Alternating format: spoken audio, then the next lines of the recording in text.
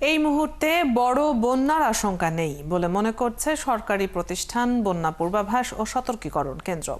তারা বলছে যেসব নদীতে পানি বাড়ছে তা 24 ঘন্টায় স্থিতিশীল থাকবে। আবহাওয়া অফিস জানায় আরও কয়েকটি ভারী বৃষ্টির সম্ভাবনা রয়েছে। একজন বিশেষজ্ঞ জানান, অপরিকল্পিত রাস্তাঘাট নির্মাণ করায় আকস্মিক বন্যা জলাবদ্ধতা সৃষ্টি করছে। সবুজ মাহমুদের প্রতিবেদন। টানা 4 দিনের ভারী বৃষ্টি ও পাহাড়ি ঢলে বিপর্যস্ত ফেনী জেলার ফুলগাজী ও পরশুরাম উপজেলার জনজীবন। মুহুরী, কহুয়া, সিলোনিয়া নদীর 17টি স্থানে বেড়িবাঁধ ধসে পড়েছে। 2 উপজেলার অন্তত 35টি গ্রাম পানিতে তলিয়ে গেছে। পানিবন্দী হয়ে পড়েছে অন্তত 20,000 মানুষ। নদীর পানি বাড়ার কারণে বা নদী ভাঙার কারণে তো আমাদের ঘর বাড়ি সব নিয়ে যাইতেছে। কেউ মাল সামানা বার করতে পারছে না, সবার সবগুলো নষ্ট হয়ে গেছে। আমাদের কোনো টান প্রয়োজন নাই, আমরা শুধু আমাদের এই বাঁধের সংস্করণটা চাই। কক্সবাজারের 6টি উপজেলায়ও বন্যা কবলিত হয়েছে। বাঁকখালী ও মাতামুহুরী নদীর পানি উপচে চকরিয়া, পেকুয়া, রামু সদর উপজেলার অন্তত 2,000 ঘরবাড়ি প্লাবিত হয়েছে।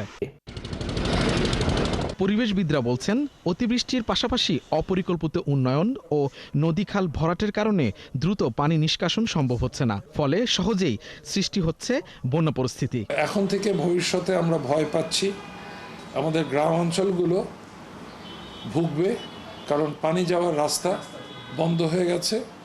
শহরগুলোতে পানি যাওয়ার জন্য যে খালগুলো ছিল সেগুলো ভরাট হয়ে গেছে অথবা ভরাট করে রাস্তা বানিয়েছে। আবহাওয়া অধিদপ্তর বলছে, আগামী কয়েক ঘন্টা আকাশ মেঘলা থেকে অস্থায়ীভাবে মেঘাচ্ছন্ন থাকতে পারে। সেই সাথে বৃষ্টি ও বজ্রসহ বৃষ্টি হতে পারে এবং দিনের তাপমাত্রা কমতে পারে।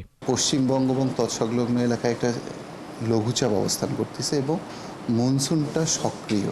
এই দুটোর প্রভাবেই কিন্তু আপনার ভারী থেকে অতি ভারী বর্ষণটা আমরা ধারণা করতেছি সে পশ্চিমের দিকে সরে যাবে, ফলে বৃষ্টিপাতটা কমে আসবে।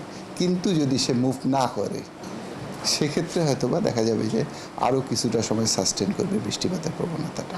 বন্যা পূর্বাভাস ও সতর্কীকরণ কেন্দ্র বলছে, আগামী 24 ঘন্টায় হালদা, মুহুরী, সেলোনিয়া নদীর পানি বিপদসীমার উপর দিয়ে প্রবাহিত হতে পারে। তবে বড় ধরনের বন্যার আশঙ্কা নেই। ফেনী জেলাতে এবং একই সাথে চট্টগ্রাম জেলার কিছু স্থানে হালদা নদী অববাহিকাতে বন্যা পরিস্থিতি সৃষ্টি হয়ে তার পরবর্তীতে উন্নতি লাভ করতে পারে। আমাদের যে মধ্যমেয়াদী 10 থেকে 15 দিনের পূর্বাভাস আছে তাতে আমরা আপাতত এই মুহূর্তে মধ্যমেয়াদী পূর্বাভাস অনুযায়ী কোনো ঝুঁকি লক্ষ্য করছি না। সব বিভাগের সাথে সমন্বয় করে দুর্যোগ মোকাবেলায় যথাযথ প্রস্তুতি রাখার পরামর্শ দিয়েছেন সংশ্লিষ্টরা।